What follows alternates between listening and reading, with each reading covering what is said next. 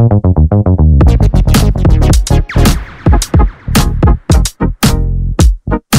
video na ito, ating alamin ang tunay na dahilan kung bakit tuloy-tuloy ang China sa pagbuo ng fleet ng mga aircraft carriers.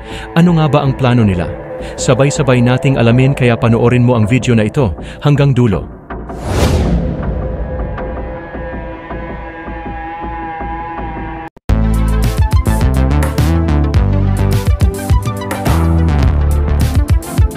Huwag kalimutang i-like at i-share ang video na ito at mag-subscribe ka na din sa aking channel para updated ka sa mga bagong videos. Bumuo ang China ng komprehensibong network na Anti-Access Area Denial, A2AD, na naglalayong i-neutralize ang mga kakayahan ng power projection ng United States Navy, lalo na ang mga aircraft carrier nito sa buong Indo-Pacific. Idinisenyo ang sistemang ito para pababain ang kakayahan ng US na makialam sa mga salungatan sa rehiyon, gaya ng potensyal na pagsalakay sa Taiwan sa pamamagitan ng pagpigil sa mga carrier ng US.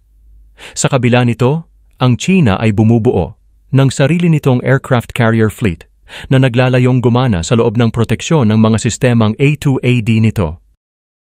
Ang diskarte na ito ng China ay nagbibigay daan na magkaroon sila ng kapangyarihan sa rehiyon nang hindi nanganganib sa paghaharap sa US Navy, kung saan sa huli ay sila ang mangingibabaw sa Indo-Pacific, habang ang US ang mga strategist ay nagsisikap na maghanap ng mga paraan upang makapasok sa mga depensa ng A2AD ng China.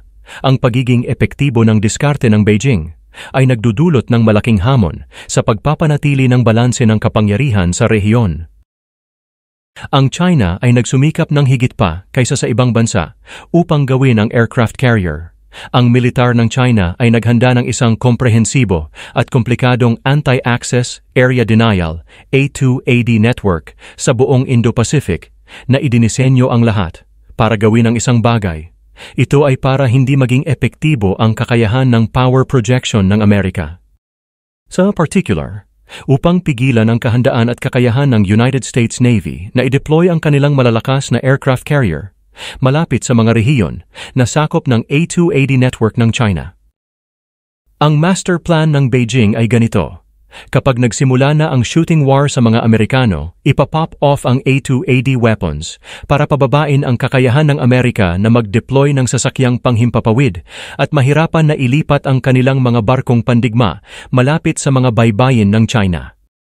Sa kabilang banda, ito ay magbibigay ng puwersa sa China gaya ng pagsakop sa kalapit nitong Taiwan, kung mapipigilan ang militar ng Amerika na mamagitan sa pagitan ng China at Taiwan. Magkakaroon ng panahon ang China na maglapag ng mga puwersa sa isla, putulin ang ulo ng gobyerno ng Taiwan at ipataw ang kanilang pananaw at pamunuan na ito ng China. Dito makikita kung talagang mastered na ng China ang operasyon ng mga carrier.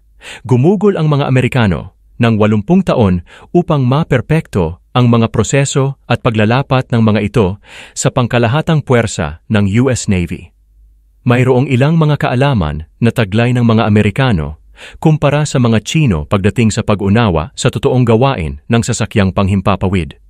Dagdag pa, maaaring may mga paraan para sa US Navy na mapasok ang mga Chinese A2AD bubbles. Marahil sa huli ay mapapatumba ng mga Amerikano ang mga Chinese carriers gamit ang kanilang mga natatanging sistema.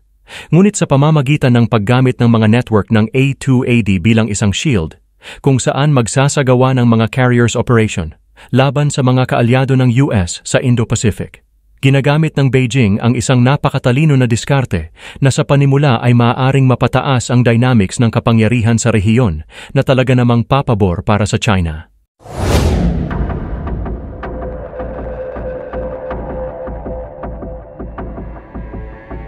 Ano ang masasabi nyo tungkol dito mga kamix? I-comment nyo na yan.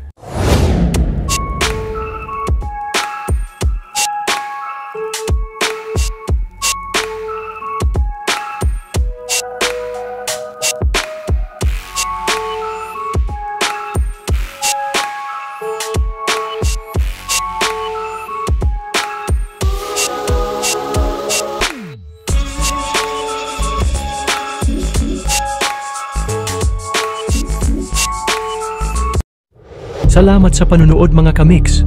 Ako ay mag-iiwan sa inyo ng katagang alamin natin ngayon, wag nang ipagpabukas.